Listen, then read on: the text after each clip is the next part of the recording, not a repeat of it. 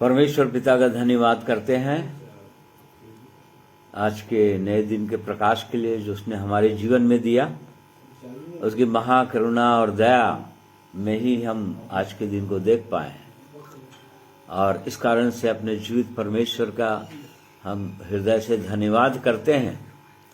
तो हमसे प्रेम करते हैं और लगातार हमको अवसर देते हैं और हमें अवसर दे रहे हैं ताकि उसकी जो सिद्ध इच्छा है हमारे जीवन के लिए, हर एक भाइयों बहनों के जीवन के लिए जिन्हें उसने बुलाया है, अपने समीप आने का अधिकार दिया है और अनंत योजना के लिए ठहराया है।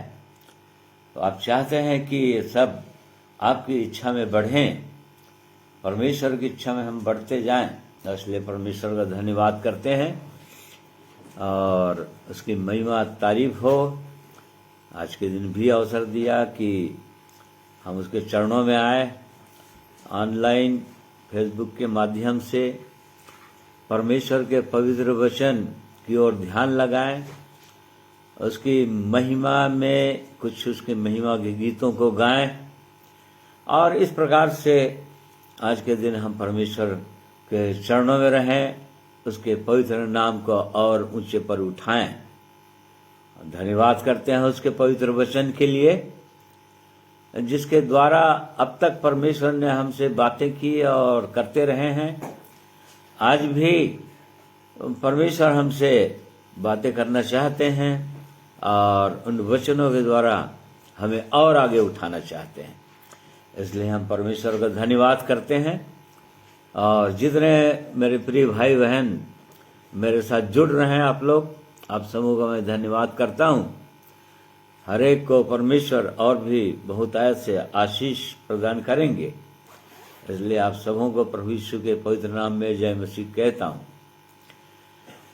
आइए परमेश्वर से प्रार्थना करें उसकी उपस्थिति के लिए और आज की इस आराधना के हर एक भागों के लिए अपने स्वरों को झुकाएंगे।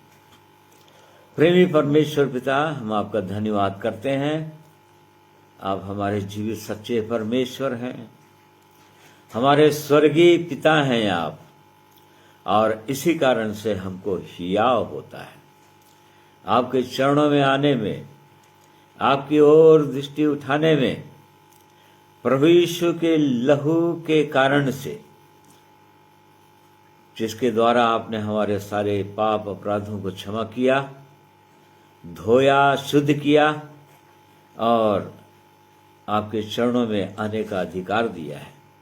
इसलिए प्रेमी परमेश्वर धन्यवाद करते हैं और इस अवसर के लिए भी आज के दिन फिर से आपने हमें दिया ताकि हम आपकी उपस्थिति में रहें, आपकी महिमा के गीतों को गाएं, आपके पवित्र वचन की ओर ध्यान लगाएं और उसमें आपकी महिमा को हम देख सकें और आपकी महिमा में हम अपने जीवनों को देख सकें कि आपकी इच्छा योजना के अनुसार हम आगे बढ़ रहे हैं कि नहीं। और इसलिए अपने आप को, जीवनों को आपके हाथों में सौंप देता हूँ प्रभु। मेरे प्रिय भाइयों बहनों को आपके हाथों में सौंप देता हूँ जितने आज के दिन में तक जुड़े हैं और जुड़ते हैं, और उसके बाद भी जो लोग ऑनलाइन सुनते हैं, सबों की सहायता अगुवाई कीजिए। प्रार्थना प्रभु यीशु के नाम में मांगते हैं, सुनिए, ग्रहण कीजिए, आमीन। आइए परमेश्वर की महिमा में कुछ गीतों को सुनेंगे मेरे भाइयों के द्वारा।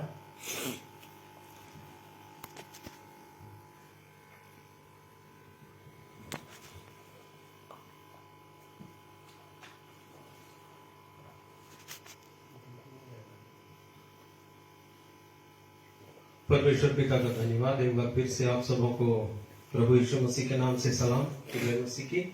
आइए प्रभु की महिमा में गाएंगे। मिलकर हम सन्ना तेरी गाते, गीत नंबर 77। इस गीत को हम लोग गाएंगे।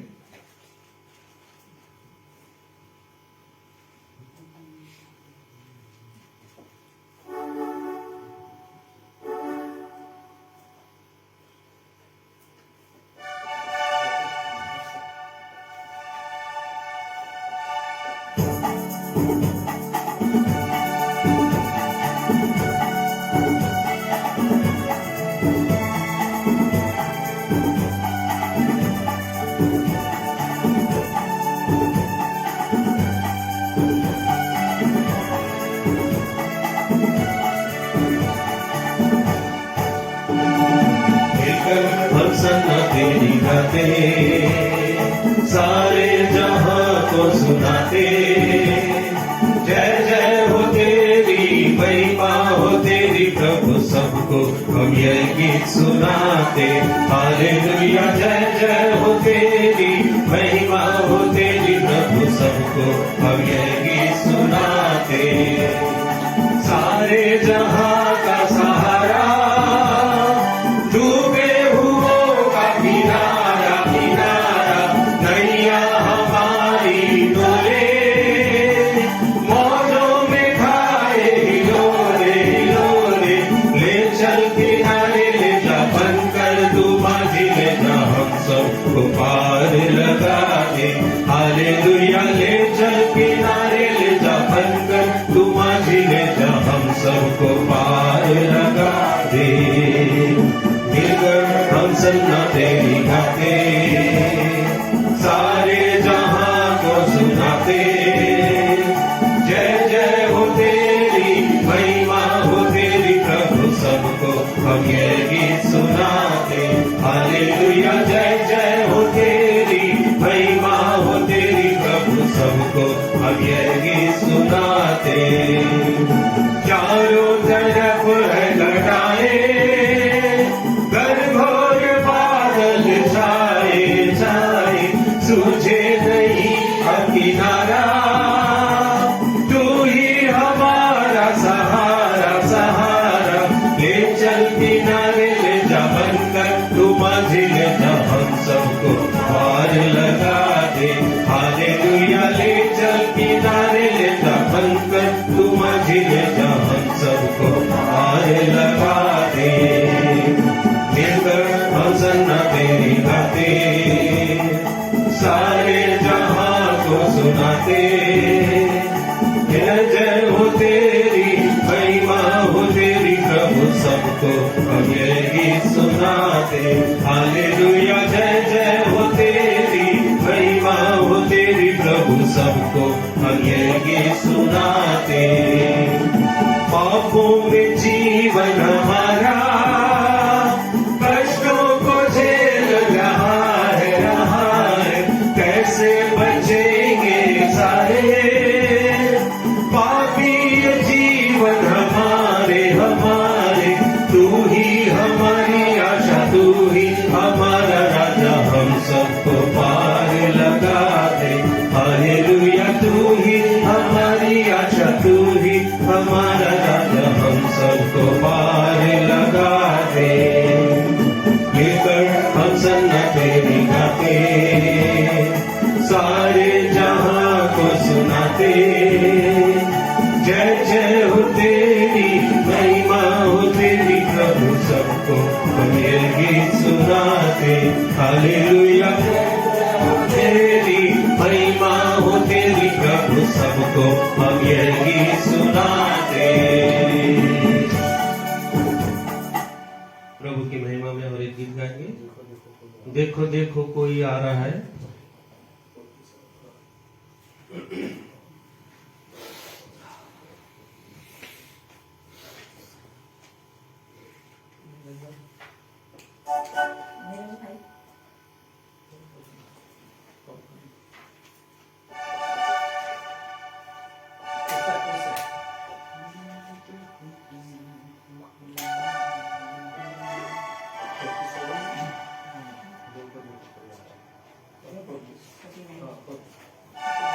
नंबर के गीत देखो देखो कोई आ रहा है।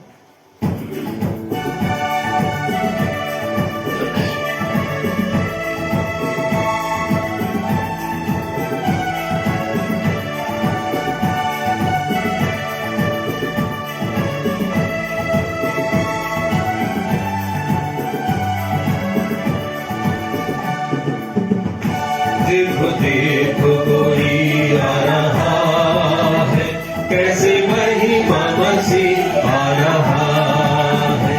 आंखें अपनी उठा कर दो देखो, कैसे शान से मसीह आ रहा है।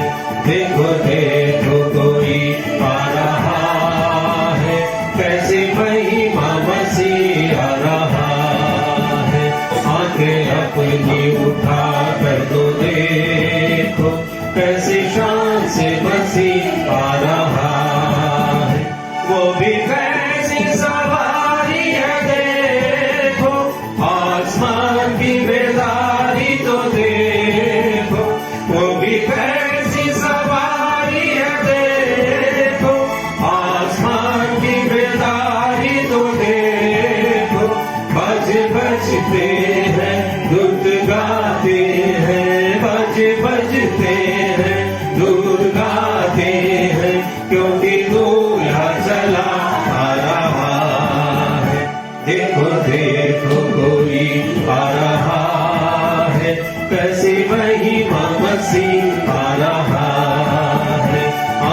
अपनी उठा कर तो देखो कैसी शान से मसीह आ रहा है।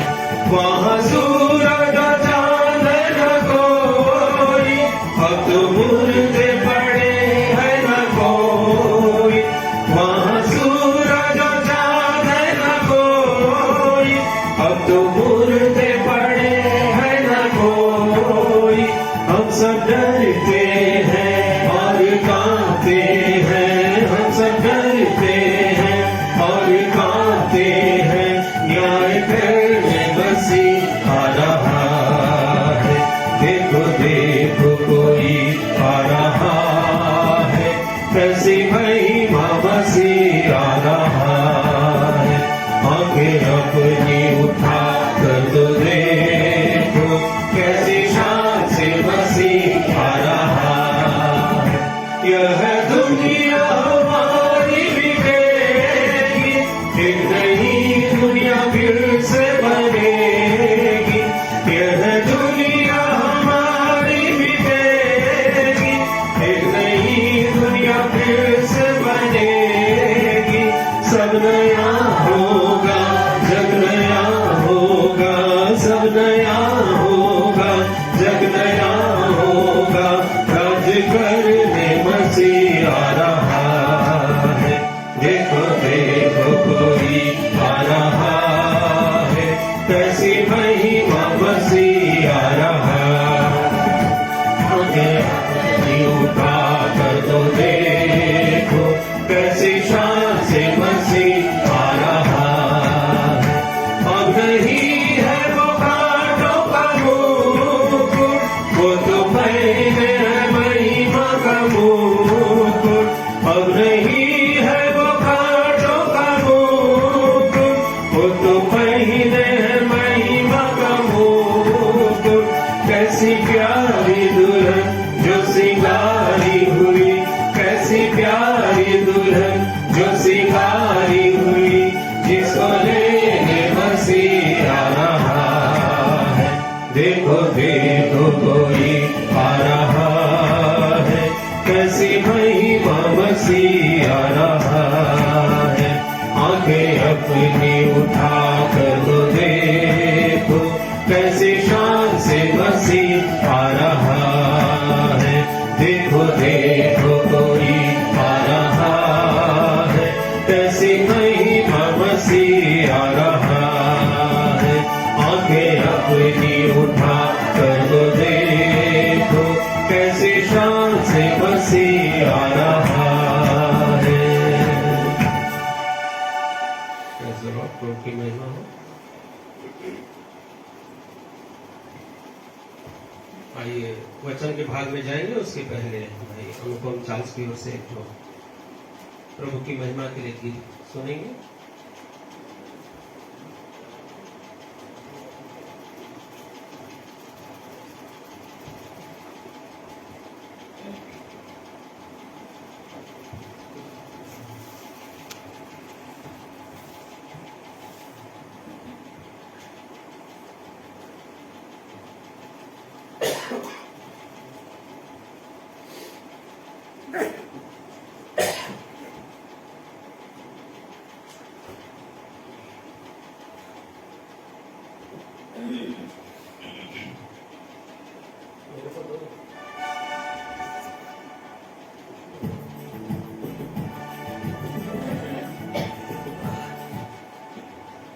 आप सबों को जय मसीह की। मैं परमेश्वर पिता का धन्यवाद देता हूँ आज के दिन के लिए जो उसने दिखाया, ताकि हम आज के दिन परमेश्वर पिता की स्तुति करें, महिमा करें और परमेश्वर का महान नाम को और भी ऊंचा करें गीतों के द्वारा।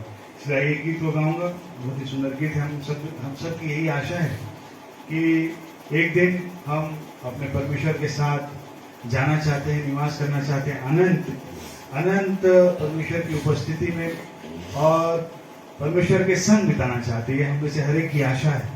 तो इस धन्य आशा के लिए परमेश्वर पिता का धन्यवाद देते हैं। उसी पर आधारित यह गीत है। गीत के बोले, स्वर्ग ही मेरा मुकाम, जाऊंगा मैं एक दिन वहां, रहूंगा मैं, रहूंगा प्रभु के संग संग मैं रहूंगा। हम इस सबके पास में आशा होनी चाहिए, विश्वास होना चाहिए कि एक दिन अवश्य हम परमेश्वर के साथ जाएंगे और परमेश्वर की उपस्थिति में रहेंगे। आइए इस गीत को सुनते हैं।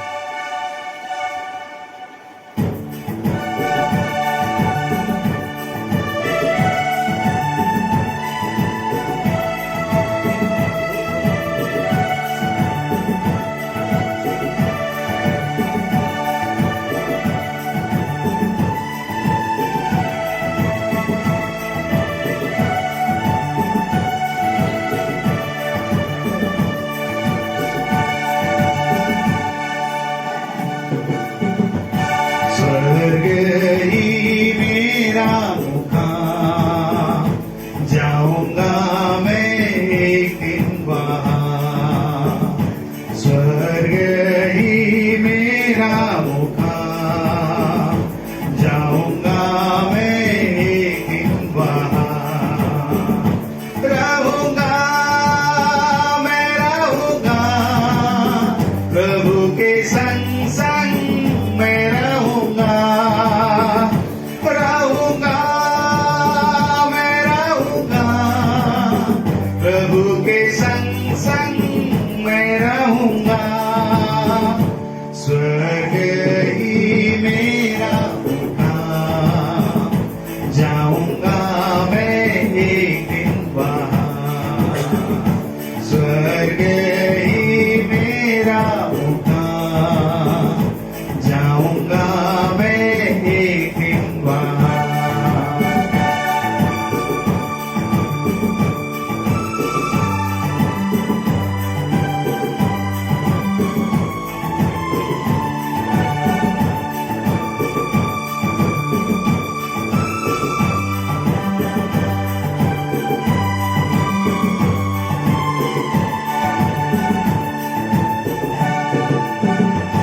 आने वाला है वो अपने संग ले जाने को।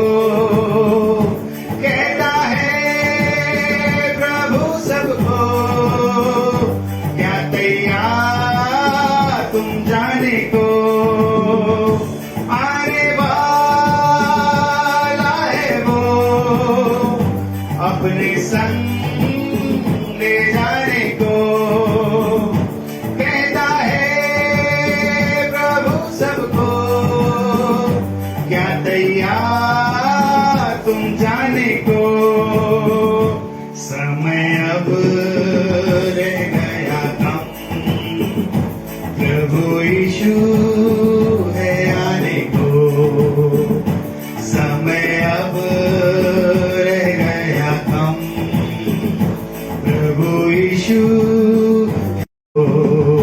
स्वर्ग का मुकाम, जाऊंगा मैं एक दिन वहाँ।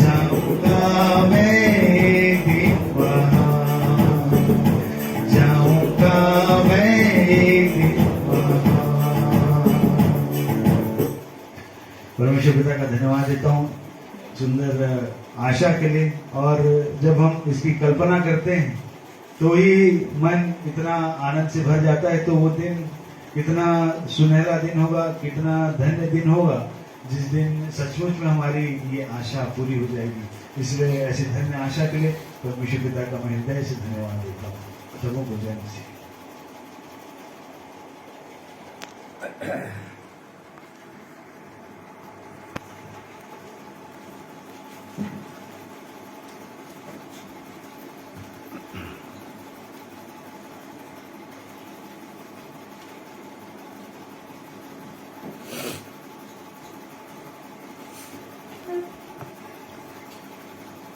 परमेश्वर पिता का धन्यवाद करते हैं उस धन्य आशा के लिए जिसमें उसने अपने पवित्र वचन के द्वारा अपने लोगों को, जिन्हें वो बुलाते हैं, चुनते हैं, ठहराते हैं, धन्य आशा दिया है कि एक दिन हम अपने जीवित परमेश्वर के साथ होंगे और वो हमको लेने के लिए आएंगे, हमारा प्रभु यीशु।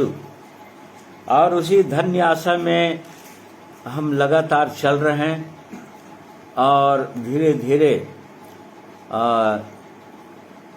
प्रभु यीशु के स्वभाव को प्राप्त करते हुए आगे बढ़ते चले जा रहे हैं। इसलिए अपने जीवित परमेश्वर का धन्यवाद करते हैं जिसने ये धन्य आशा दिया और स्वर्गीय आशीष दिया हमारे जीवन में। उत्तम स्वर्गीय आशीष जैसे कि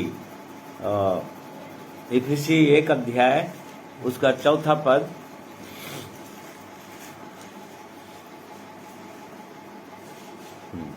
पढ़िए। जैसा उसने हमें जगत की उत्पत्ति से पहले उसमें चुन लिया कि हम उसके निकट प्रेम में पवित्र और निर्दोष हो, और अपनी इच्छा के भले अभिप्राय के अनुसार हमें अपने लिए पहले से ठहराया कि यीशु मसीह के द्वारा हम उसके लिए पालक पुत्र हो, कि उसके उस अनुग्रह की महिमा की स्तुति हो जिसे उसने हमें उस प्रिय में सेत मेत दिया, हमको उसमें उसके लहू के द्वारा। तीसरा पद पढ़ वाला, तीसरा पद देखो। हमारे प्रभु यीशु मसीह के परमेश्वर और पिता का धन्यवाद हो कि उसने हमें मसीह में स्वर्गीय स्थानों में सब प्रकार की आत्मिक आशीष दी है। हाँ, तो देखिए उसने हमें मसीह यीशु में सब प्रकार की आत्मिक स्वर्गीय आशीषें दिया है उसने। और ये सच है कि हम उन आशीषों के भागीदार थे नहीं, परंतु उसने हमें दिया है। इब्राहिम की आशीष दिया है हमने, जैसे कि उत्पत्ति 12 अध्याय उसका 30 पद में हम पढ़ते हैं। उसने परमेश्वर ने इब्राहिम को बुलाया और उसको आशीष दी। हाँ पढ़िए भाई। यहोवा ने अब्राहम से कहा, अपने देश और अपने कुटुंबियों, अपने पिता के घर को छोड़कर उस देश में चला जा जो मैं तुझे दिखाऊंगा, और मैं तुझसे एक बड़ी जाति बनाऊंगा और तुझे आशीष दूंगा और तेरा नाम महान करूंगा और तू आशीष का मूल होगा। हाँ, और जो तुझे आशीर्वाद दे उन्हें मैं आशीष दूंगा, और जो तुझे कोसे उसे मैं शाप दूंगा, और भूमंडल के सारे कुल तेरे द्वारा आशीष पाएंगे। हाँ देखिए, मतलब इब्राहिम को परमेश्वर ने सुंदर आशीषों से भर दिया, और आशीष ये दिया, उसको तो दिया ही दिया, परंतु उसके द्वारा उसने भूमंडल के सारे कुलों को भी आशीषित कर दिया। प्रतिज्ञा दे दिया कि तू आशीष का मूल होगा, तू आशीषित हो गया, और तेरे द्वारा दूसरे लोग आशीषित होंगे। मतलब ये आशीष और दूसरों तक पहुंचना चाहिए।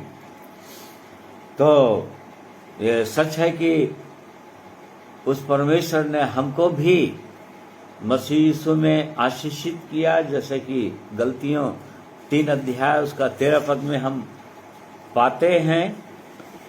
पढ़िए। मसीह ने जो हमारे लिए शापित बना हमें मोल लेकर व्यवस्था के शाप से छुड़ाया, क्योंकि लिखा है, जो कोई काट पर लटकाया जाता है वह श्रापित है।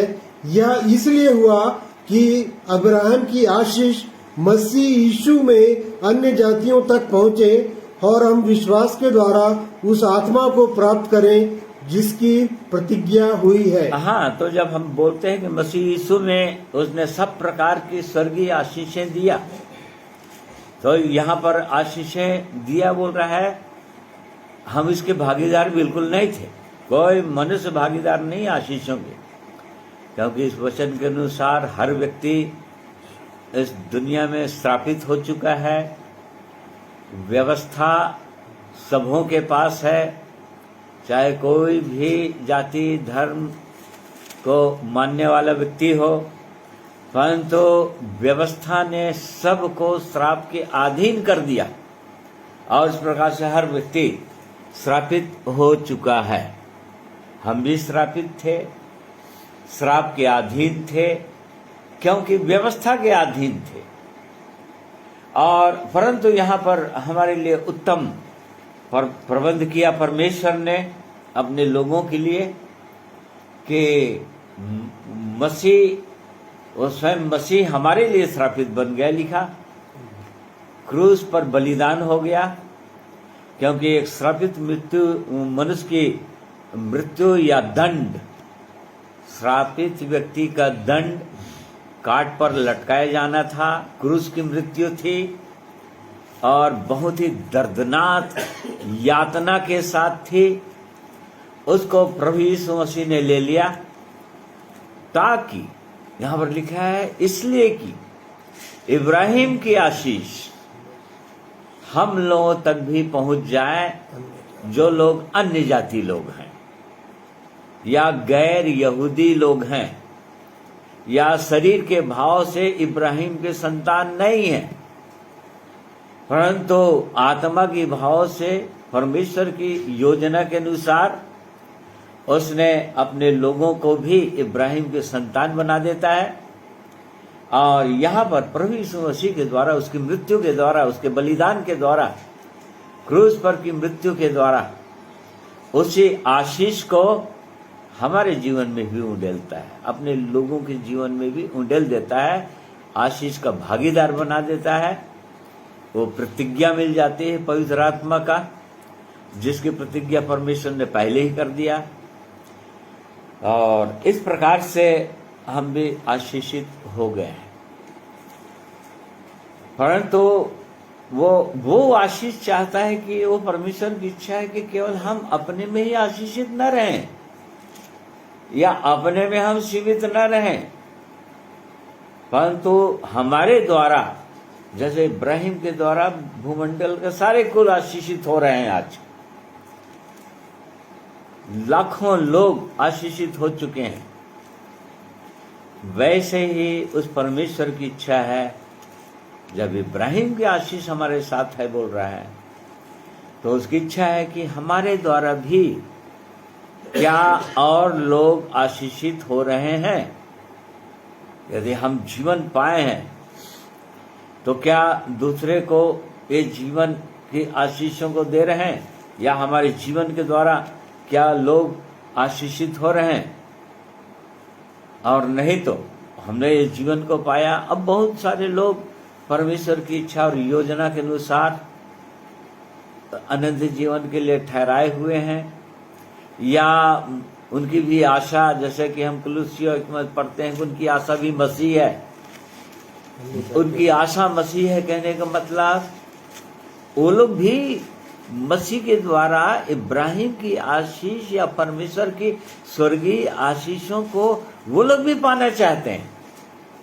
ये मतलब है उनकी आशा मसीह है, क्योंकि मसीह में ही वो स्वर्गीय आशीषें मिल सकती हैं। इसलिए कि मसीह ने हमारे लिए क्रूस पर जाकर श्रापित मृत्यु को ले लिया, और इस कारण से वो चाहता है कि हम उसके द्वारा आशीषित हों। हमको आशीष दिया परमेश्वर, ये बिल्कुल सच है। जो लोग उद्धार पाते हैं और परमेश्वर का वचन जिनके हृदय के अंदर आता है, प्रभु यीशु का लहू जिन्हें शुद्ध करता है, और जो लोग पवित्र आत्मा के भागीदार बनाए जाते हैं, या पवित्र आत्मा का छाप परमेश्वर देता है, छुटकारे के दिन के लिए छाप है।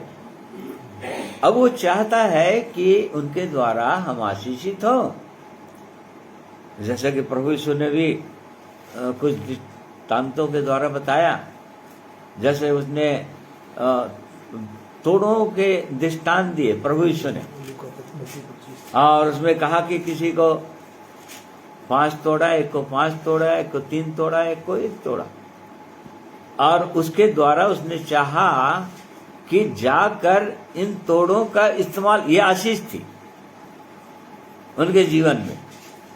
और वैसे ही परमेश्वर हम सब को तोड़े तो दिया ही है, आशीषित तो किया ही है, स्वर्गीय वरदान तो दिया है, निश्चित रूप से हमारे विश्वास के परिमाण के अनुसार। जिसका जितना विश्वास है उस अनुपात में परमेश्वर उन वरदानों को देता है। तो हम सबको दिया, जैसे कि यहाँ पर दिया है, प्रभु यीशु ने दिया। परंतु वो चाहता था कि ये आशीष उन तक भी पहुंचे, दूसरों तक भी पहुंचे। और तब हम जानते हैं कि 5 तोड़े वाले ने क्या बोला? जिसको 5 तोड़े मिले थे उसने 5 तोड़े और लाकर कहा, हे स्वामी, तूने मुझे 5 तोड़े सौंपे थे, देख मैंने 5 तोड़े और कमाए हैं। हाँ, देखिए, वो 5 तोड़े जो को दिया था वो चुपचाप बैठा नहीं हो, उसके पास 5 तोड़े थे, मतलब उसके पास स्वर्गीय धन था, स्वर्गीय आशीषें थी। अब वो चाह रहा था प्रभु कि और लोग इन आशीषों के भागीदार हो जाएं, और उसने बड़ी विश्वास योग्यता के साथ, इसलिए प्रभु यीशु ने कहा, हे धन्य विश्वास योग्य दास, उसने कहा। फिर वैसे ही 3 तोड़े वाले ने भी 2 तोड़े वाले ने भी फिर और 2 तोड़े ले आए।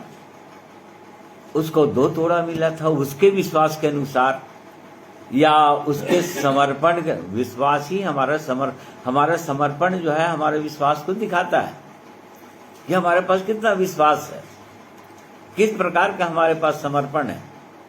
तो इस प्रकार से 2 तोड़े वाले ने भी 2 तोड़े और लाकर दिखाया। उसको भी प्रभु यीशु ने कहा, हे धन्य विश्वास योग्य दास, उसको शाबाशी दिया क्योंकि उसने पूरा इस्तेमाल किया जो भी परमेश्वर ने उसको आशीष दिया। परंतु 1 तोड़े वाले को भी आशीष दिया था उसके विश्वास के अनुसार, परंतु उसके विषय में लिखा है कि उसने उसको मिट्टी में दबा दिया और 1 तोड़ा भी नहीं ला पाया। देखिए, उसको आशीष दिया, परंतु उस आशीष को दूसरों तक नहीं दे पाया, मतलब दूसरे उसके जीवन के द्वारा आशीषित नहीं हो पाए। इब्राहिम की जो प्रतिज्ञा है, यदि हमारे जीवन में लागू हुआ है तो केवल हमें को बचाने के लिए नहीं हुआ है, या हमें को आशीष देने के लिए नहीं हुआ है व्यक्तिगत रीति से। उसकी इच्छा है कि हमारे द्वारा और बहुत सारे लोग आशीषित हों, उन तोड़ों के भागीदार हो जाएं, उस स्वर्गीय आनंद, स्वर्गीय शांति, स्वर्गीय प्रेम, भलाई, भले भले काम, इनके भागीदार हो जाएं और इस प्रकार से अनंत जीवन के भागीदार हो जाएं। ये प्रभु यीशु की इच्छा रही है और इस कारण से वो देता है। 1 तोड़े वाले ने कुछ नहीं कमाया, 1 तोड़ा भी नहीं ला सका, और उसके विषय में हम जानते हैं कि उसका प्रभु यीशु ने क्या उसको पनिशमेंट दिया। क्या दिया भाई? उसके स्वामी ने उसे उत्तर दिया, हे दुष्ट और आलसी दास, जब तू यह जानता था कि जहाँ मैंने नहीं बोया वहाँ से काटता है और जहाँ मैंने नहीं छीटा वहीं से बटोरता है, तो तुझे चाहिए था कि मेरा रुपया सराफों को दे देता, तब मैं आकर अपना धन ब्याज समेत ले लेता। हाँ, देखो वहां पर उसको कहा, एक तो दुष्ट मतलब परमेश्वर की जैसी आराधना करना था, जैसे समर्पण करना था, जैसे आज्ञाकारी होना था, वैसा वो नहीं हुआ, इस कारण से दुष्ट ठहरा। और इसलिए भी दुष्ट ठहरा, आलसी था, आलस्य में उसने जीवन बिता दिया, आगे नहीं बढ़ा। हम नीति वचन पर आलसी कहता है कि चौक में सिंह है, मार्ग में और कुछ है, मतलब वो पहले से देखते रहता है कि वहां पर कुछ है, इसलिए वो करवटें लेते रहता है अपने बिस्तर में ही, वो वचन ऐसा पढ़ते हैं। और इस कारण से मतलब एकदम निश्चिंतता का जीवन, और इस कारण से उसको हे दुष्ट आलसी दास बोला। तुम आलस्य के कारण आगे नहीं बढ़ सके और दुष्ट ठहरे परमेश्वर की दृष्टि में, और किसी काम के योग्य नहीं हुए। तो देखो इनको भी आशीष मिला था, प्रभु यीशु ने बताया, उसके द्वारा हमको बताना चाहता है कि हमको जितने भी स्वर्गीय आशीष दिया है, यदि उद्धार दिया है, कलीसिया के अंदर लाया है, तो सब लोग आशीषित हैं। सब लोगों के पास थोड़े हैं, किसी को कम किसी को ज्यादा, परंतु क्या उनके द्वारा और लोग आशीषित हो रहे हैं कि नहीं, मल्टीप्लाई हो रहे हैं कि नहीं, ये प्रभु यीशु की इच्छा थी। और वो चाहता था कि आशीष जो है के द्वारा और दूसरे लोग आशीषित हों। तो कैसे करके दूसरे लोग आशीषित होंगे, कैसे आशीषित होते हैं, और हमारे द्वारा दूसरे लोग आशीषित होना चाहिए। जैसे कि सुंदर एक पद है, इब्रानी 7 अध्याय उसका 7वां पद पढ़िए। इसमें संदेह नहीं कि छोटा बड़े से आशीष पाता है। बस एक छोटा सा पद है, इसमें संदेह नहीं कि छोटा जो है बड़े से आशीष पाता है। देखो छोटा मतलब इस आत्मिक जीवन में जो पहले आ गया, पहले उद्धार का अनुभव कर लिया, अब उसके पीछे दूसरे कोई भी उसके जीवन के द्वारा आना चाह रहे हैं या आशीषित होना चाह रहे हैं या प्रभु के प्रेम को महसूस करना चाह रहे हैं, यहाँ पर लिखा है कि अवश्य, इसमें कोई संदेह की बात नहीं कि छोटा बड़े के द्वारा आशीष पाना चाहिए, आशीषित होता है। तो यदि हमको परमेश्वर ने सुंदर जीवन दिया है प्रभु यीशु मसीह में, आज बहुत से लोग उस जीवन से वंचित हैं, उनके पास ये जीवन नहीं है, उद्धार नहीं है। क्या वो लोग हमारे द्वारा आशीषित हो रहे हैं, वो लोग आशीष के भागीदार हो रहे हैं? ये जांचने की आवश्यकता है। इसको अपन परमेश्वर के पवित्र वचन उसमें थोड़ी देर देखते हैं। प्रभु यीशु ने कई जगह दृष्टांतों के द्वारा बताया या घटनाओं के द्वारा बताया, जैसे कि मत्ती 14 अध्याय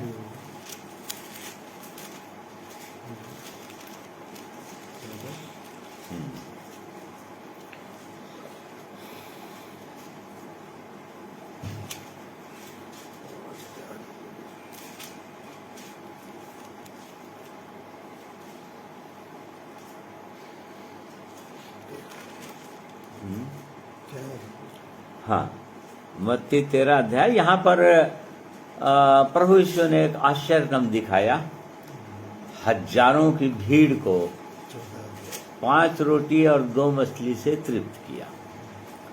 ठीक है, तो यहाँ पर जब देखा प्रभु यीशु ने कि बड़ी भीड़ उसकी ओर चली आ रही है, भीड़ की भीड़ चली आ रही, तो भीड़ को देखकर हम सुसमाचार में पाते हैं कि प्रभु यीशु के आंखों में तरस आ जाता था, मतलब प्रेम आ जाता था उनके लिए, और बोलता था कि कैसी भेड़ें हैं जो भटक रही हैं। और जब देखा और सांझ हो गया था तो चेलों ने कहा कि इनको जाने दो ताकि ये लोग अपने लिए भोजन का प्रबंध करें। परंतु प्रभु यीशु ने कहा तुम ये लोग इनके लिए भोजन का प्रबंध करो। तब उन्होंने कहा उनके लिए असंभव सी बातें थी। और तब 16 पद से पढ़ी भाई। पर यीशु ने उनसे कहा उनका जाना आवश्यक नहीं, तुम ही उन्हें खाने को दो। उन्होंने उससे कहा यहाँ हमारे पास 5 रोटी और 2 मछलियों को छोड़ और कुछ नहीं है। उसने कहा उनको यहाँ मेरे पास ले आओ। तब उसने लोगों को घास पर बैठने को कहा और उन 5 रोटियों और 2 मछलियों को लिया और स्वर्ग की ओर देखकर धन्यवाद किया और रोटियां तोड़ तोड़ कर चेलों को दी और चेलों ने लोगों को, तब सब खाकर तृप्त हो गए। हाँ देखिए, यहाँ पर भीड़ में एक बालक था, लड़का था जिसके 5 रोटी और 2 मछलियां थी। और हमारे पास कुछ नहीं है, बोले लो चले लो। हाँ, हमारे पास 5 रोटी 2 मछली है। केवल 5 रोटी और 2 मछलियां थी उसके पास। प्रभु यीशु ने कहा जो तुम्हारे पास है उसको ले आओ, उसी को आशीष दे दूंगा, बोलता है। जो कुछ भी परमेश्वर ने मूसा से पूछा था तेरे पास क्या है, कुछ है क्या तेरे पास? उसने कहा था मेरे पास लाठी। और ठीक है, लाठी को दे दो। और बाद में जब वो उस लाठी को परमेश्वर के हाथों में दे दिया, और तब फिर वो लाठी बाद में हम पढ़ते हैं, उसको अपन नहीं देख रहे हैं, वो चीजों कुछ चीजों को देख रहे हैं। वो लाठी बाद में लिखा है वो परमेश्वर की लाठी बन गया था। वो मूसा की लाठी नहीं था, फिर वो परमेश्वर की लाठी। बाद में हम पढ़ते हैं मूसा परमेश्वर की लाठी को हाथ में लिए हुए आगे आगे बढ़ता था और बड़े बड़े आश्चर्य कर्म उसके द्वारा हो रहे थे। तो वो प्रभु हमारे जीवन देखता है कि हमारे पास क्या है। यदि कुछ भी है हमारे पास बोल सकते हैं परमेश्वर के वचन को। उसने हमको अपना गवाह बना दिया, हम किसी को गवाही दे सकते हैं, सुसमाचार सुना सकते हैं। तो ये टैलेंट है हमारे पास। तोड़े हैं या प्रभु के लिए गीत गा सकते हैं, प्रार्थना कर सकते हैं, एक टैलेंट है। परंतु यदि इसको अपने तक सीमित रखेंगे, वो चाहता है कि हम प्रभु को दें। जैसे कि प्रभु यीशु ने कहा ठीक है उनको मेरे पास ले आओ, 5 रोटी 2 मछली को मेरे पास ले आओ बोले। और जैसे ही उन्होंने उसके पास लाया, क्या किए वो लोग? तब उसने उन लोगों को घास पर बैठने को कहा और उन 5 रोटियों और 2 मछलियों को लिया और स्वर्ग की ओर देखकर धन्यवाद। हाँ, धन्यवाद दिया। या इंग्लिश बाइबल कभी रखे हो ना, पढ़ो उसमें क्या लिखा है। और 19 पद। Then he commanded the multitudes to sit down on the grass, and he took the 5 loaves and the 2 fish, and looking up to heaven, he blessed and broke and gave them. हाँ, he blessed लिखा है, मतलब वो प्रभु यीशु 5 रोटी 2 मछलियों को अपने पास लेकर बर्तन को आशीषित किया। 5 रोटी और 2 मछली को आशीषित किया, ब्लेस किया। ठीक है, अब ब्लेसिंग तो हो गया उसको, परंतु यहां पर लिखा है वो मल्टीप्लाई कब हुआ? 5 रोटी 2 मछली हजारों लोगों में कैसे बांटा गया? तोड़कर। यदि आशीषित है, हम सब आशीषित हैं। ओ परमेश्वर ने हमको बड़ी आशीषें दिया हुआ है, बड़ी बड़ी आशीषें दिया है। स्वर्गीय धन दिया है, अपना पवित्र वचन दिया है, पवित्र आत्मा दिया है, प्रभु यीशु का लहू दिया है। हमारे पास ये आशीषें हैं, दिया है। परंतु यदि इन आशीषों को परमेश्वर के हाथ में देंगे, प्रभु के हाथों में नहीं देंगे, यहाँ पर लिखा है कि प्रभु ने उन उन 5 रोटी 2 मछली को अपने हाथ में लिया, उन्हें आशीषित किया और तब उसके बाद तोड़ा और तब बांटा, अपने चेलों को दिया, तोड़ तोड़ के अपने चेलों को दिया। चेले जितने बैठे हुए थे, हजारों की भीड़ रही होगी, 5000 केवल पुरुषों की संख्या थी वहां पर, वैसे ही बहनों की संख्या समझ जाओ कि स्त्रियों की संख्या 5000 और बच्चों की संख्या 3-4 बच्चे भी हो गए, तो कितने हो गए सोच लीजिए, 25-30 हजार लोगों की भीड़, 5 रोटी 2 मछली। जब तक हम तोड़े नहीं जाएंगे, जब तक कोई चीज हमारे पास है उसको हम परमेश्वर को नहीं देंगे, प्रभु तू इसको तोड़, तू इसको बना, अपनी योजना के लिए तू इस्तेमाल कर मुझे, और जब तक वो तोड़ेगा नहीं तब तक कभी भी वो मल्टीप्लाई होता नहीं है। ठीक है, वो जस का तस रहेगा, उतना ही रहेगा, यदि नहीं टूटेगा। वो परमेश्वर की योजना के अंतर्गत यही है, को जो भी चीज को लेता है अपने हाथ में, मांगता है, यदि हम दे देते हैं उसको, वो आशीषित कर देता है। और अब वो चाहता है कि उसको तोड़े, और टूटना ही चाहिए। प्रभु तोड़े उसको, प्रभु तोड़ेगा, और जब तोड़ दिया तो वो मल्टीप्लाई हो जाता है, तब बढ़ जाएगा वो। तो यहाँ पर कितना सुंदर यहाँ पर लिखा हुआ है, स्वर्ग की ओर देखकर धन्यवाद दिया या आशीषित किया, और रोटियां तोड़ तोड़ कर चेलों को दी, और चेलों ने लोगों को दी, और इस प्रकार से सब के सब तृप्त हो गए। और 12 रोटियां, 12 टोकरी से भरा हुआ रोटियां और मछलियां भी बच गई। देखो, जब परमेश्वर जो है अपने हाथों में लेता है, प्रभु यीशु को अपने उसके हाथों में दे देते हैं, और स्वर्गीय रोटी वो प्रभु यीशु स्वयं थे, वो रोटी मैं हूँ बोले। फिर उसके बाद उसकी इच्छा है कि हम भी रोटी बन जाएं। चैलेंज किया था शैतान जो है प्रभु यीशु को पहली परीक्षा में, यदि तो परमेश्वर के पुत्र है तो कह दे कि पत्थर रोटियां बन जाएं, और तब फिर उसको खा लेना। फिर तो पत्थर को रोटी बना देना चाहता है वो, क्योंकि रोटी को बांटेगा तोड़ तोड़ के।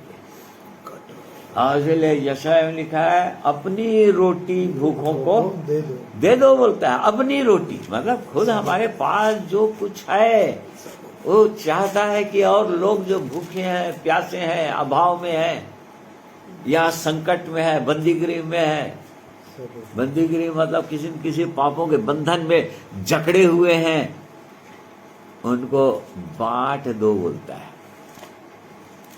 परंतु कैसे करके बांटेंगे? पहली बात तो रोटी बनना चाहिए उसको, मतलब नम्र होना चाहिए। रोटी मतलब मुलायम, एकदम सॉफ्ट, ताकि वो टूट जाए, इजीली टूट जाए वो, और तब फिर वो बांटा जा सकता है। तो ये सिद्धांत है, मतलब वो इन आशीषों को और दूसरे तक पहुंचाने का ये सिद्धांत है, तभी दूसरे लोग आशीषित होंगे, अन्यथा नहीं हो सकते। ये बताना चाह रहे हैं यहाँ पर, और बहुत सारी बातों के द्वारा इस सिद्धांत को या प्रिंसिपल को परमेश्वर बताना चाहे। जैसे कि लूका 24 अध्याय,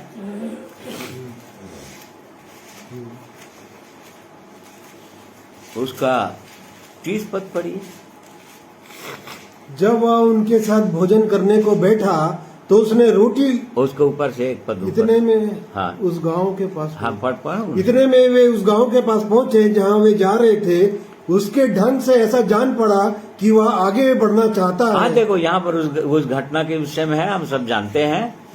जब प्रभु यीशु जी उठ गए, मृतकों में से जी उठे, और उसके बाद उसके चेले लोग छोड़कर अपने अपने काम धंधा में लग गए। यहाँ पर उसके 2 चेलों के विषय में लिखा है जो यरूशलेम से बड़े निराश, दुखी, परेशान, चिंतित, मानो हमको यही आशा थी, बोल रहे मतलब एकदम निराश, अपने गांव चले जा रहे थे। और तब उन्हीं के साथ प्रभु यीशु मिल गए। उनकी आंखें बंद हो चुकी थी क्योंकि निराश हो गए थे लोग, उनका विश्वास टूट चुका था, उनकी आशा खत्म हो चुका था, और बिल्कुल वैसी दशा में बहुत दुखी वो लोग चले जा रहे थे। प्रभु यीशु मिल गए और तब फिर रास्ते में उनसे बातें करते गए प्रभु यीशु, और व्यवस्था भजनों से, अपने पूरे बाइबल की से सब कुछ अपने विषय में बता दिया। और तब उस बात को बोल रहा था। अब जब वे लोग अपने गांव में पहुंचे, गांव के पास पहुंच गए, अब उनको अपने घर, अब दोनों को अपने अपने घर जाना था, 2 चेलों को। और प्रभु यीशु को, हाँ पढ़े भाई उसी फिर से। इतने में उस गांव के पास पहुंचे जहां वे जा रहे थे, और उसके ढंग से ऐसा जान पड़ा कि वह आगे बढ़ना चाहता है, परंतु उन्होंने यह कहकर उसे रोका, हमारे साथ रहे, क्योंकि संध्या हो चली है और दिन अब बहुत ढल गया है। तब वह उनके साथ रहने के लिए भीतर गया। तब वह उनके साथ भोजन करने बैठा तो उसने रोटी लेकर धन्यवाद किया और उसे तोड़कर उनको देने लगा। तब उनकी आंखें खुल गई और उन्होंने उसे पहचान लिया और वह उनकी आंखों से छिप गया। हाँ देखो यहाँ पर भी कभी यहाँ भी पढ़ना, और 30 पद। Now it came to pass, as he sat at the table with them, that he took bread, blessed and broke it, and gave it to them. हाँ यहाँ पर भी लिखा है कि प्रभु यीशु, एक तो प्रभु यीशु के ढंग से ऐसा लग रहा था कि ये इनका गांव आ गए भाई, ये लोग अपने घर चले जाएंगे, रात हो चुकी थी। अब प्रभु यीशु अपना जाने वाले थे, परंतु उन्होंने उसको रोका, प्रभु यीशु को रोका। है प्रभु रुकिए, सांझ हो गई, अब रात होने वाली, आप कहाँ जाएंगे? और तब प्रभु यीशु उनको रोकने के कारण से, उनसे निवेदन करने के कारण से प्रभु यीशु उनके घर गए और भोजन टेबल में बैठे, और जो भी भोजन परोसा गया प्रभु यीशु ने आशीष दी, लिखा है, उस भोजन को आशीषित किया और जैसे ही तोड़ कर देने लगा। देखो यहां पर भी टूटना जरूरी है, केवल आशीष हो जाने से वो स्वयं के लिए है। केवल आशीषित हो गए भाई, हम खा गए, हम तृप्त हो गए, नहीं, वो आशीषित किया और उसके बाद तोड़कर उनको जैसे ही दिया, उनकी आंखें खुल गई। तभी आंखें खुलेगी, तभी लोग आशीषित होते हैं। अंधकार में डूबा हुआ है आज सारा संसार, लोग अंधकार में डूबे हुए हैं। बहुत से लोगों के अंदर वैसे भी धुंधलापन आ जाता है, जीवन में भी चलते चलते कई बार हम वचन में पढ़ते हैं, तो उनको ये रोटी चाहिए। ओ प्रभु यीशु आशीषित करना चाहिए, और आशीषित किया है तो अब उसको तोड़ने देना चाहिए। प्रभु मुझको तोड़, और तभी लोग आशीषित होंगे, और नहीं तो नहीं हो सकते। तो ये हर जगह इस आत्मिक जीवन में यदि चाहते हैं कि जो आशीष हमको दिया है, परमेश्वर की इच्छा है कि वो दूसरे लोग भी मेरे द्वारा आशीषित हो जाएं, तो ये सिद्धांत है। और एक घटना से अपन देख सकते हैं, यूहन्ना 12 अध्याय,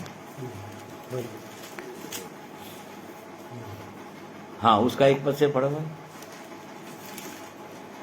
यीशु फसह से 6 दिन पहले बेतनिया में आया, जहां लाजर था जिसे यीशु ने मरे हुओं में से जिलाया था। ना वहां उन्होंने उसके लिए भोजन तैयार किया, और मार्था सेवा कर रही थी, और लाजर उनमें से एक था जो उसके साथ भोजन करने के लिए बैठे थे। तब मरियम ने जठा मासी का आधा सेर बहुमूल्य इत्र लेकर यीशु के पांव पर डाला और उस अपने बालों से उसके पांव पोंछे और इत्र की सुगंध से घर सुगंधित हो गया। हाँ, यहाँ पर हम इसी चीज को देख रहे हैं ना।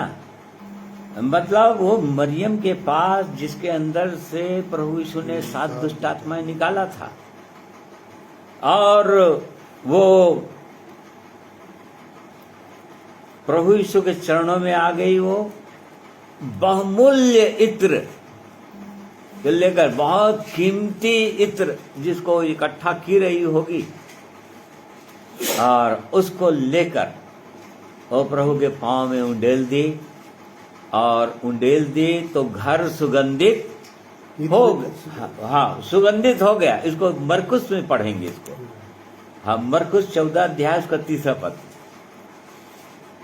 जब वह बेतनियाह में शमौन कोढ़ी के घर भोजन करने बैठा हुआ था, तब एक स्त्री संगमरमर के पात्र में जटामासी का बहुमूल्य शुद्ध इत्र लेकर आई और पात्र तोड़कर इत्र को उसके सिर पर उंडेला। हाँ, जब तक पात्र जिसमें वो सुगंधित चीज है, इत्र है या वरदान है या आशीषें हैं, परमेश्वर की स्वर्गीय आशीषें, और जब तक ये पात्र नहीं टूटेगा, आशीषें तो है परंतु यदि पात्र नहीं टूटेगा तब तक वो सुगंध वहां से निकलेगा नहीं। इत्र का सुगंध, पात्र टूट गया, वो तो प्रभु के चरणों में वो लाई हो, उंडेल दी हो, परंतु उससे घर सुगंधित हो गया। मतलब जितने लोग उस घर में रहे होंगे वो सब लोग इत्र के सुगंध से, उसकी खुशबू से आनंदित हो गए होंगे। देखो, पात्र टूटना चाहिए, और यह निश्चित रूप से पौलुस के द्वारा परमेश्वर ने बताया। 2 कुरिन्थी 4 अध्याय और उसका 7वां पद यदि पढ़ेंगे तो, परंतु हमारे पास वह धन मिट्टी के बर्तनों में रखा है कि यह असीम सामर्थ हमारी ओर से नहीं वरन परमेश्वर ही की ओर से ठहरे। हाँ देखो, यहाँ पर हम पढ़ रहे, परंतु हमारे पास यह धन मिट्टी के बर्तनों में रखा हुआ है। देखो, मिट्टी के बर्तन, एक मनुष्य को बोल रहा है, मिट्टी के बर्तन हम ही हैं। हर एक विश्वासी भाई और बहन है मिट्टी के बर्तन।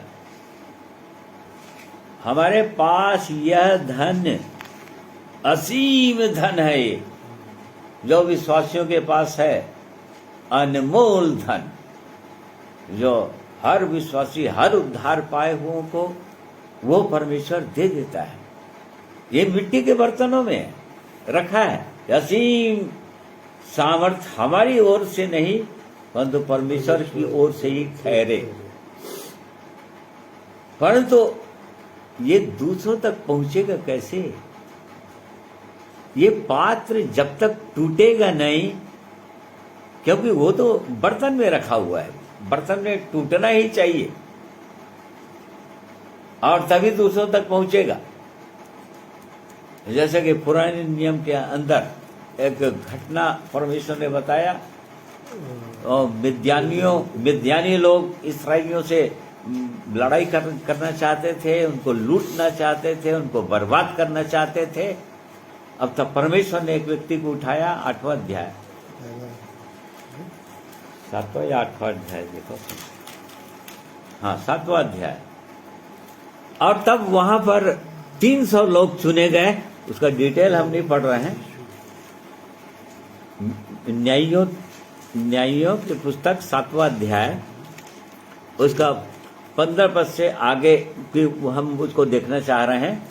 यहाँ पर परमेश्वर ने एक जन को उठाया था, गिदोन नाम का, और उसको तैयार किया था, उसको बल दिया था, उसको दर्शन के द्वारा, स्वप्न के द्वारा एकदम दृढ़ कर दिया था ताकि वो आगे बढ़े। और उसके द्वारा उसने कहा था कि और लोगों को बुला लो, कौन लोग इस युद्ध में शामिल होंगे। तो बहुत सारे लोग आ गए, 32,000 लोग आ गए थे, 32,000। हाँ, परंतु वो घटते घटते घटते घटते 300 लोग बचे। मतलब जो हम इस उसमें जो मेन चीज देखना चाह रहे हैं उसी वर्ग को हम देख रहे हैं। तो जब आखिरी में कुछ लोग बचे, 300 लोग बचे, अब उनके द्वारा मिद्यानियों से परमेश्वर को सामना कराना था गिदोन का। उसके साथ 300 लोग और थे। और तब इनके पास जो सुंदर जो वचन लिखा हुआ है वो 15 पद से पढ़ो भाई। उस सपने का वर्णन और फल सुनकर गिदोन ने दंडवत किया और इस्राएल की छौनी में लौटकर कहा, उठो, यहोवा ने मिद्यानी सेना को तुम्हारे वश में कर दिया है। हाँ, तब उसने उन 300 पुरुषों के 3 झुंड किए और एक पुरुष के हाथ में एक नरसिंगा और खाली घड़ा दिया और घड़ों के भीतर एक मशाल थी। फिर उसने उनसे कहा, मुझे देखो और वैसा ही करो। सुनो, जब मैं उस छावनी के छोर पर पहुंचूं, तब जैसा मैं करूं वैसा ही तुम भी करना। अर्थात जब मैं और मेरे सब संगी नरसिंगा फूके, तब तुम छावनी के चारों ओर नरसिंगा फूकना और ललकारना, यहोवा और गिदोन की तलवार। हाँ, बीच 19 पद भी पढ़ लो। बीच वाले पहर के आरंभ में जो ही पहरियों की बदली हो गई थी, त्यों ही गिदोन अपने संग के 100 पुरुषों समेत छौनी के छोर पर गया और नरसिंगे को फूंक दिया और अपने हाथ के घड़ों को तोड़ डाला। हाँ, देखिए, और तब वो घड़े के अंदर क्या था? मशाल। लाइट, प्रकाश था, घड़े के अंदर था। लेकिन अब घड़े के अंदर जब तक घड़ा टूटेगा नहीं तो प्रकाश दिखेगा कैसे? मशाल निकलेगा कैसे? और लोग डरेंगे कैसे? उनको मशाल और नरसिंगा दिया था फूकने के लिए, परंतु मशाल घड़े के अंदर था, उसको तोड़ देना। गिदोन ने बताया था, जैसे ही तुम मुझको करते देखोगे, अलग अलग अलग दल बांट दिया उसने 300 लोगों का। और जैसे मिद्यानी सेना सामने है, और गिदोन ने बता दिया था पहले, समझे, जैसा मैं करूंगा बिल्कुल वैसे ही कर देना। और तब गिदोन ने घड़ा तोड़ा, मशाल बाहर आया, उसके हाथ में नरसिंगा था, उसने फूका और कहा कि यहोवा की तलवार गिदोन। ये सब लोग आगे चलकर हम देखते हैं मिद्यानी लोग पूरी रीति से पराजय हो गए, लिखा है 8 अध्याय का हेडिंग। तो ये परमेश्वर की इच्छा और योजना है प्रिय भाइयों और बहनों। यहाँ पर जो मिद्यानी, अमालेकी, परिज्जी, कनानी, ये सब लिखा है ना, ये सब कैरेक्टर्स को, उनके कैरेक्टर्स को बताना चाह रहा था परमेश्वर। जैसे कि यहाँ पर मिद्यानी लोगों के कैरेक्टर अनैतिक थे, वो लोग बहुत ज्यादा भ्रष्ट लोग थे, क्रूर लोग थे, लालच में डूबे हुए लोग थे। ऐसे स्वभाव के लोग, ऐसा स्वभाव कैसे करके जाएगा? इनसे कैसे लड़ोगे? ये कैसे परास्त होंगे? हमारे व्यक्तिगत जीवन में, हमारे जीवन में, एक विश्वासी के जीवन में इनसे लड़ाई करना है। क्योंकि नए नियम में जैसे ही हम आते हैं, परमेश्वर ने पौलुस को द्वारा सीधा सीधा बता दिया, ये लड़ाई मांस और लहू से नहीं है, परंतु आत्मिक सेनाओं से है जो आकाश में है। अर्थात स्वर्ग की सेना जो गिराए गए, अर्थात शैतान और शैतान की सेना, दुष्ट आत्माएं, जो दुष्ट आत्माएं जो है, और अधिकारियों, वे मतलब पूरा सिस्टम को कंट्रोल करके रखा हुआ है शैतान अपनी सेना के द्वारा। उनसे युद्ध है बोल दिया। तो आत्मिक जीवन में ये सब कैरेक्टर बोल रहे हैं ना, मिद्यानी लोग, फलिस्ती लोग, अमालेकी लोग, मनुष्यों को बोल रहा है, अलग अलग मनुष्यों को बोल रहा है अमालेकी। मतलब ऐसे लोग जो लड़ाई में हैं, जिनके द्वारा वह शैतान जो है अपने लोगों को गिरा देना चाहता है पूरी रीति से, ऐसे लोगों के साथ कैसे युद्ध करोगे? तो ये आत्मिक बातें हैं। तो यहाँ पर हम ये देख रहे हैं कि जो पात्र है हमारे पास, जो घड़ा है या पात्र है मिट्टी के बर्तन में या हमारे जीवन में, उस परमेश्वर ने हमें आशीषित किया और वो चाह रहा है कि हमारे द्वारा और लोग आशीषित हो जाएं। कैसे करके आशीषित होंगे लोग? आज लोगों के अंदर में भी यही लोग सब बैठे हुए हैं। अमालेकी, परिज्जी, हित्ती, एबूसी, कनानी, ये 7 दुष्ट आत्माएं होती है, 7 अन्य जाति हैं, 7 भयंकर पाप है। डॉक्टर बिली ग्राहम ने बताया 7 भयंकर पाप मनुष्य के अंदर है। ये लोग हैं। इनसे कैसे करके जीतेगा मनुष्य? कैसे इनको परास्त करेगा? तो ये तरीका परमेश्वर ने इन तरीकों को भी बता दिया है। कैसे करेंगे? बिल्कुल अपने आप को तोड़ दो, तोड़ना ही पड़ेगा। और तोड़ने के लिए परमेश्वर को दो अपने हाथ में, मतलब परमेश्वर के हाथों में आ जाओ, तब ही तोड़ेगा वो। यदि बोलेंगे, प्रार्थना कर रहे हैं, प्रभु मुझको भी तोड़, मुझको भी बना दे, मुझको भी और लोगों के लिए आशीष का कारण बना दे, मेरे द्वारा दूसरे लोग आशीषित हो जाए परमेश्वर। यदि ऐसे प्रार्थना कर देंगे ना, मतलब हम परमेश्वर के हाथों में दे रहे हैं, तो क्या करेगा? वो तोड़ेगा। फिर से दूसरा ग्रंथी 4 अध्याय निकालिए। हाँ, फिर 7 पद से पढ़िए।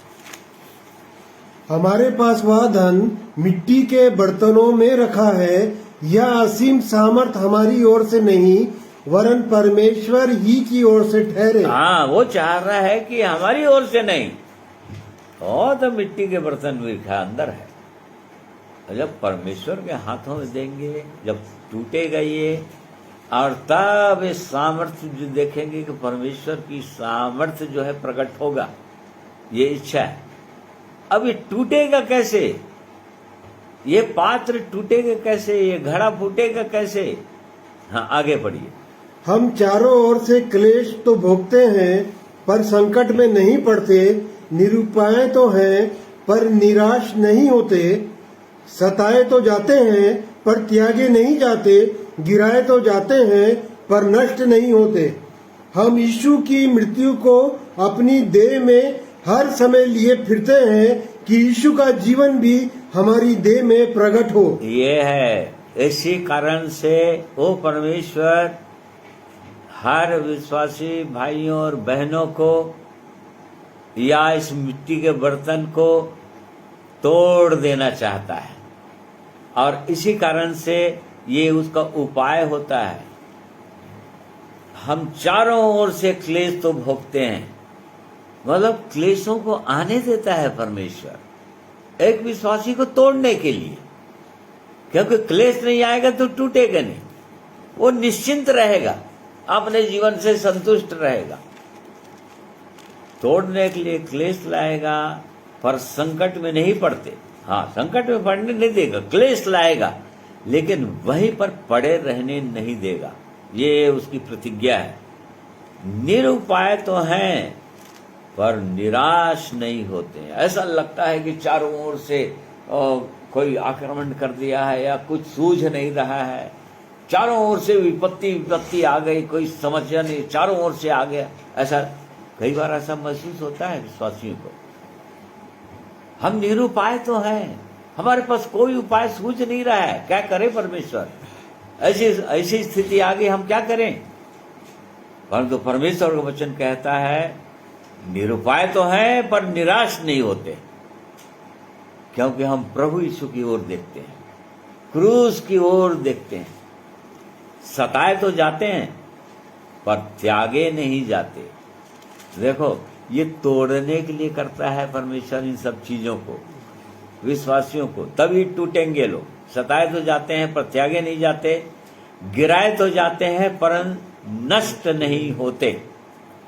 हम यीशु की मृत्यु को अपनी देह में हर समय लिए फिरते हैं कि यीशु का जीवन भी हमारी देह में प्रकट हो। देख, ये है आशीष। जब तक एक व्यक्ति यीशु की मृत्यु का अपनी देह में लिए हुए नहीं फिरेगा, मतलब क्रूस का जीवन नहीं होगा, प्रभु के लिए जीने की लालसा नहीं होगी, और तब तक उसका जीवन भी प्रकट नहीं होगा। जीवन भी प्रकट नहीं होगा। लोग जानेंगे भी नहीं, समझ नहीं पाएंगे,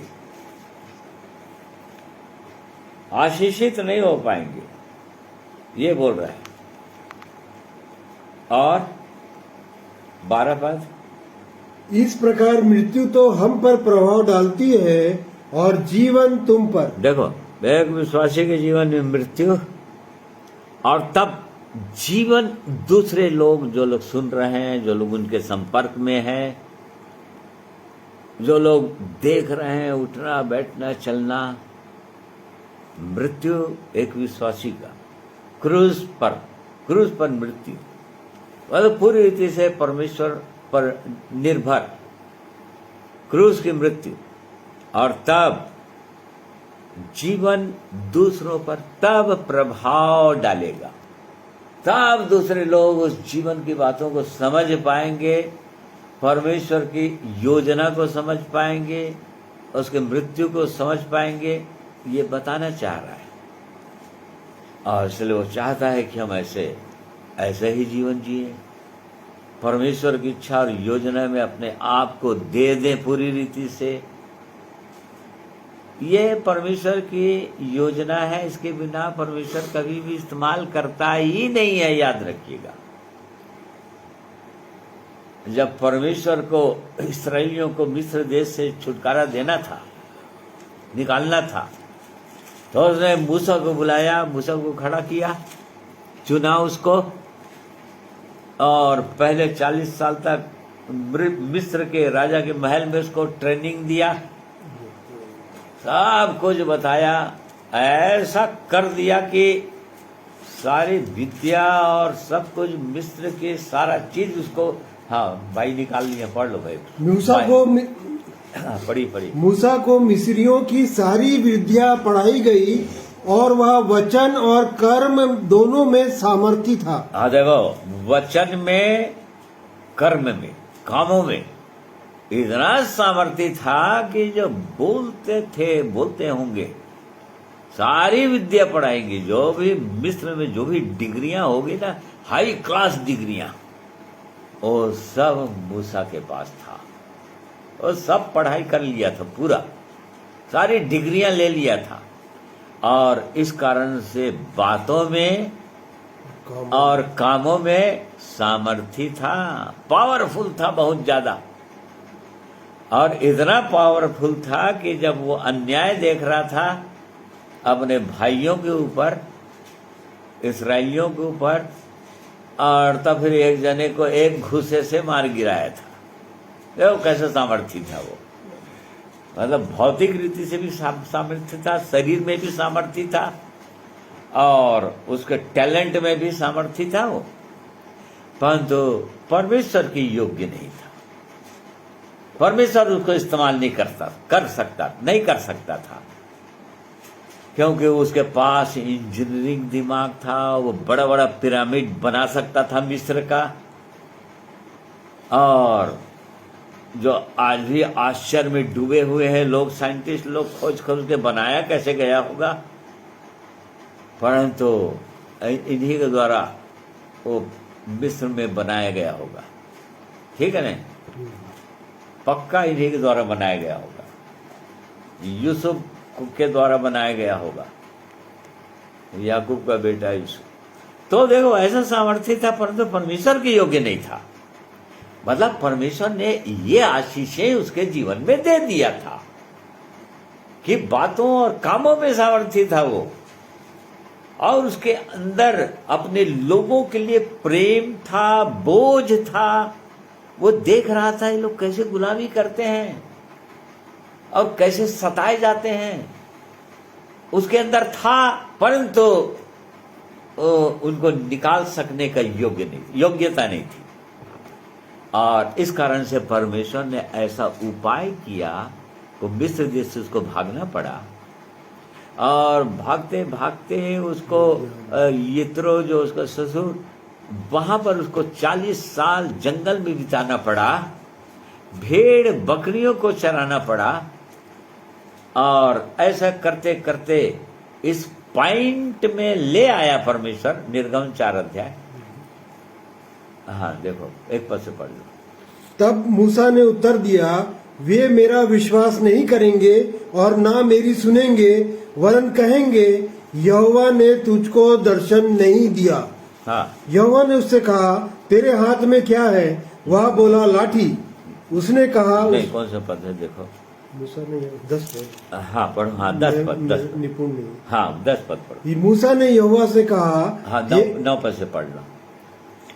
और यदि वे इन दोनों चिन्हों का विश्वास ना करे और तेरी बात को ना माने, तब तू नील नदी से कुछ जल लेकर सूखी भूमि पर डालना, और जो जल तू नदी से निकालेगा वह सूखी भूमि पर लहू बन जाएगा। और नहीं, वो वाला पद कहाँ पर है? 13 पद, 2-3 अध्याय का क्या, 11 पद से। कौन सा है? मूसा ने, नहीं, मैं कौन हूँ फिरौन के पास जाऊँ? वो पूछता है, हाँ 3 अध्याय में क्या? जाऊँ, नाम क्या है तेरा नाम? नहीं, मैं जीव का भद्दा हूँ, ये वो ये जो 10 पद से तो है, वो तो अच्छा पढ़ उसी में, रहा है। हाँ ठीक है। मूसा ने यहोवा से कहा, हे मेरे प्रभु, मैं बोलने में निपुण नहीं, ना तो पहले था और ना जब से तू अपने दास से बातें करने लगा। मैं तो मुंह और जीभ का बद्धा हूँ। मैं भद्दा हूँ बोल रहा है, मैं तो बोल ही नहीं सकता बोल रहा है। कैसा था वो पहले? बातों और कामों में भी समर्थी, इतना टैलेंटेड, परंतु परमेश्वर को पहले उसको तोड़ना था। उसकी बल, उसकी विद्या जिस पर वो घमंड करता होगा, ठीक है नहीं, उसको तोड़ देना चाह रहा था पूरी रीति से। और तोड़ने के लिए अवश्य था उसको जंगल का अनुभव देना था। भेड़ों और बकरियों, धूप, ठंड, बरसात, कांटे, ऊंट कटारे, जंगली जानवरों का सामना करवा के भूखे, कई बार भूखे और प्यासे रखा, उसको नम्र और दीन बनाना था, तोड़ देना था। और तब इस पॉइंट में आ गया था कि अब बोलने लगा, मैं तो मुंह और जीभ का भद्दा हूं। और वो बोल रहा था, मैं नहीं कर सकता इस काम को, किसी का और को भेज दे परमेश्वर, मैं नहीं कर सकता। और तब परमेश्वर देखा कि अब तो ये मेरे योग्य है। ऐसे ही लोगों को इस्तेमाल करता है, मतलब पूरी रीति से उसको तोड़ चुका था वो परमेश्वर, अपनी महिमा के योग्य कर चुका था। अब उसको इस्तेमाल कर सकता था अपने लोगों को निकालने के लिए, गुलामी से बचाने के लिए। और जब ऐसा हो गया तब उसने अब भेजा, अब तू जा, तेरे साथ मैं हूं बोला, तेरे को कुछ करना नहीं है, मेरे को करना है, परंतु तू जाएगा, तू बोलेगा, जहां पर तेरे को सब बोलना है बोलेगा, और तेरे साथ तेरे भाई हारून भी जाएगा। तो देखो परमेश्वर की ये योजना जो है आरंभ से ऐसी है, जिसको भी अपने लिए या दूसरों के लिए आशीष का कारण बनाना चाहता है, उनको पहले तोड़ता है।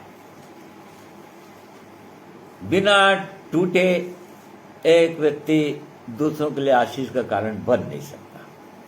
तो इन बातों को हम परमेश्वर के पवित्र वचन के द्वारा हम देख रहे हैं, समझ रहे हैं। परमेश्वर ऐसा ही काम वो करता है अपने लोगों के लिए।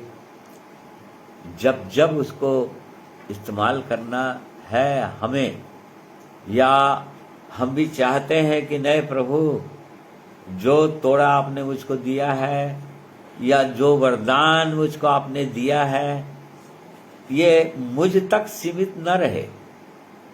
एक इस घड़ा को टूटना चाहिए, पात्र को टूटना चाहिए।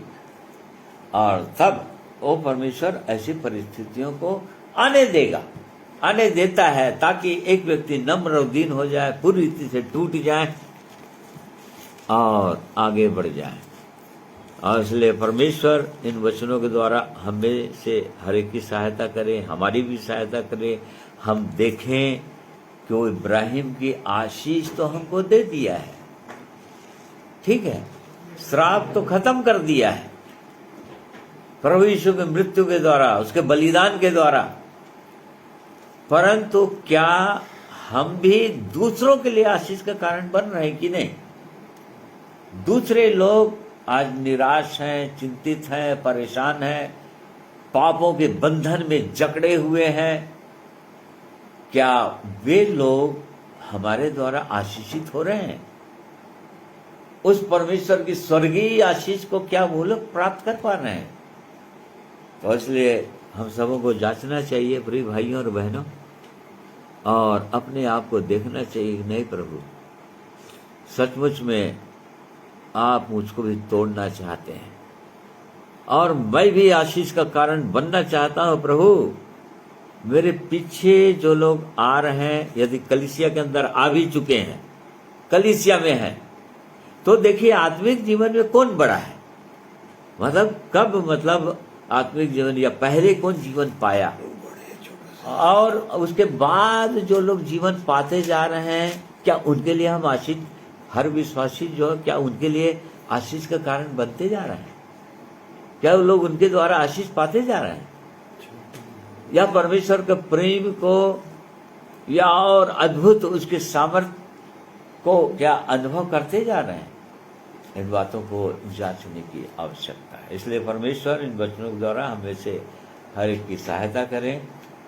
आइए और प्रभु की महिमा में गीत सुनेंगे।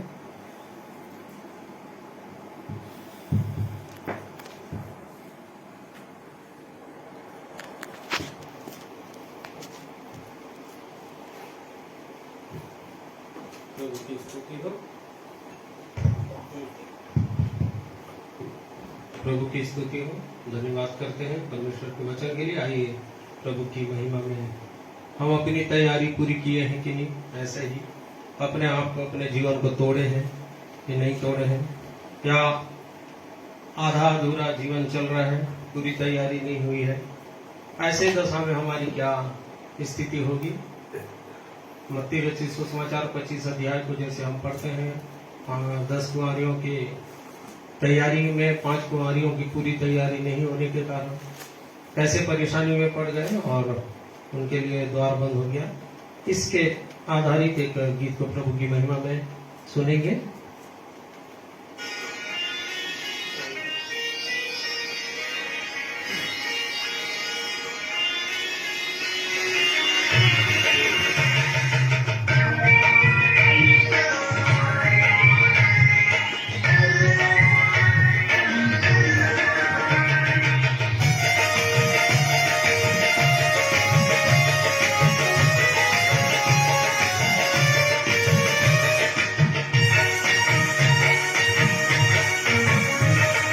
आधी रात को धूम मची, देखो दूल्हा आ गया। आधी रात को धूम मची, देखो दूल्हा आ गया। तैयारी जिनकी थी साथ वो गई, तैयारी जिनकी थी साथ वो गई, बाकी की मनसा धरी रह गई। आधी रात को धूम मची, देखो दूल्हा आ गया।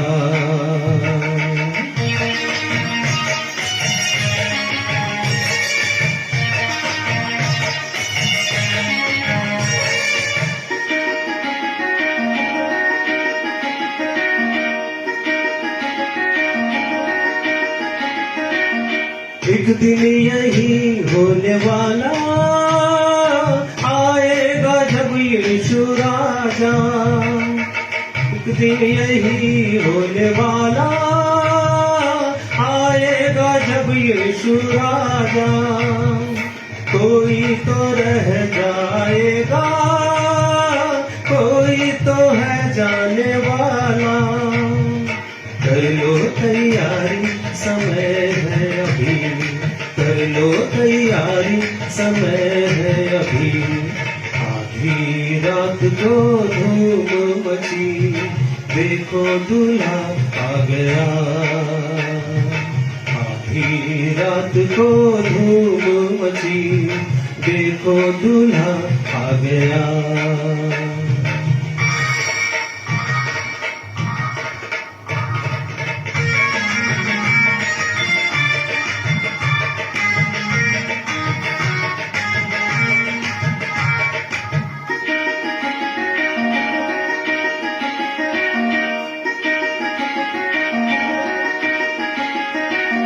जीवन की पुस्तक में जिसका नाम नहीं है वो फंसेगा।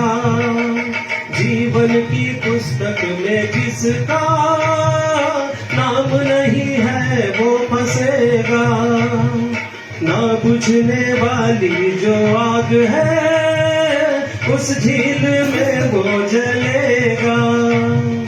कर लो तैयारी समय है अभी, कर लो तैयारी समय है अभी। आधी रात को धूम मची, देखो दूल्हा आ गया। आधी रात को धूम मची, देखो दूल्हा आ गया। तैयारी जिनकी थी साथ वो गई, तैयारी जिनकी थी साथ वो गई। बाकी की मनसा घरी रह गई। आधी रात को धूम मची, देखो दूल्हा आ गया। आधी रात को धूम मची, देखो दूल्हा आ गया। देखो दूल्हा आ गया, देखो दूल्हा आ गया। प्रभु की महिमा हो।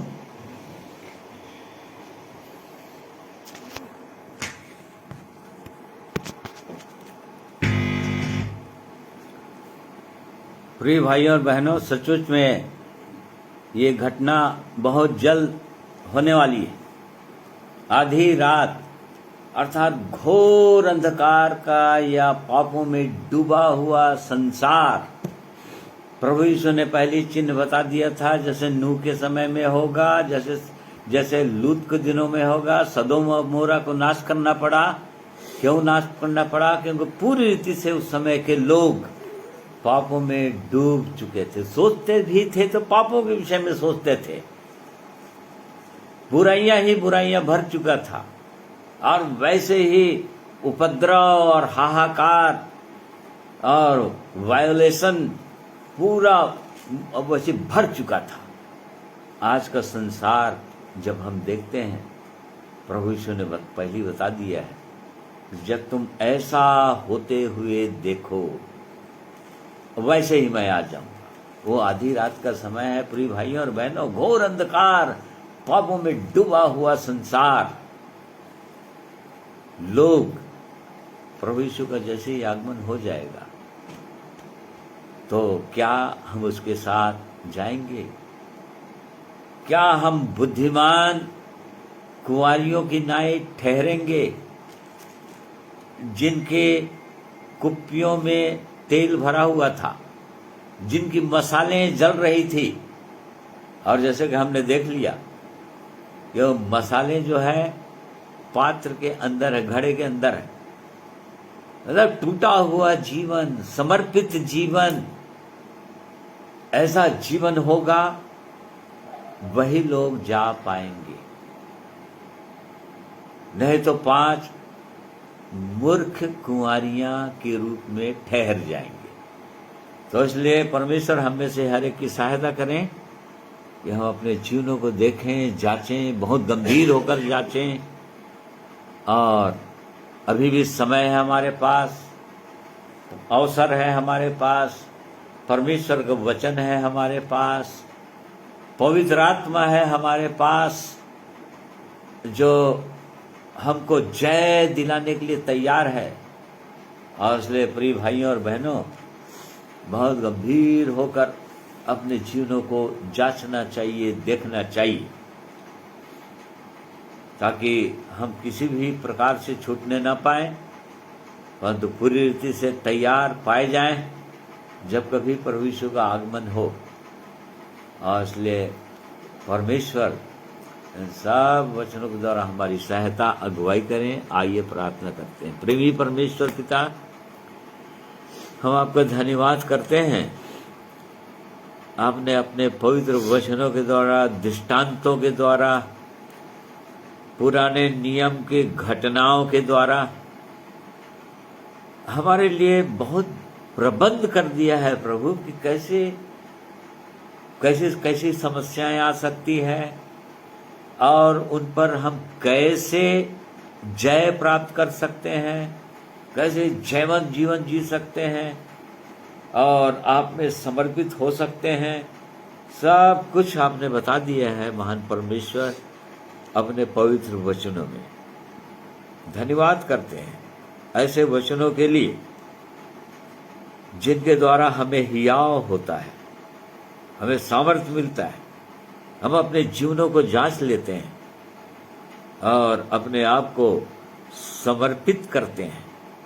प्रेमी परमेश्वर, आज के वचन के लिए धन्यवाद करते हैं और इसलिए आज के वचनों को जितने लोग प्रिय भाई बहन लोग सुने हैं, अपने अपने जीवनों को जांचने पाए प्रभु, अपने आप को तोड़ने पाए प्रभु, आपके हाथों में आए प्रभु, और रोटी के रूप में और आपसे प्रार्थना करने पाए कि हे प्रभु मुझको तोड़ और बहुतों को खिला दे।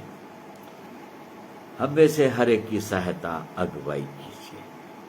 पवित्र आत्मा परमेश्वर, आपका धन्यवाद करते हैं, आपने हमारी सहायता की आज के दिन में, और भी प्रभु हमारी लगातार सहायता कीजिए कि हम और नम्र और दीन हो, टूटा हुआ हृदय हो, और वैसे ही ताकि हम पूरी रीति से तैयार पाए जाएं। और इसलिए सब कुछ को आपके हाथों में सौंप देते हैं, अपने आप को आपके हाथों में दे देते हैं। धन्यवाद करते हैं और इस प्रार्थना को प्रभु यीशु के नाम में मांगते हैं, सुनिए, ग्रहण कीजिए। आमीन। प्रिय भाइयों बहनों, आप सबों को मैं धन्यवाद करता हूँ मेरे साथ जुड़कर परमेश्वर के पवित्र वचन को ऑनलाइन सुनने के लिए और समझने के लिए। परमेश्वर आप सबों को बहुतायत से आशीष दे और बिल्कुल वैसे ही तैयार करे जैसा वो चाहता है, कि हम दूसरों के लिए आशीष का कारण बन जाएं। हम अपने तक सीमित न रखने पाए उन वरदानों को जो उसने हमें दिया है। बहुमूल्य धन दिया है इस पात्र में, मिट्टी के बर्तन में, परंतु ये मिट्टी का बर्तन टूटना चाहिए और तभी इसके अंदर जो सुगंध है लोगों तक पहुंच पाएगा। परमेश्वर के ज्ञान का सुगंध तभी पहुंच पाएगा। और इसलिए परमेश्वर आप सबों को आशीषित करें, आप सबों को जय मसीह की।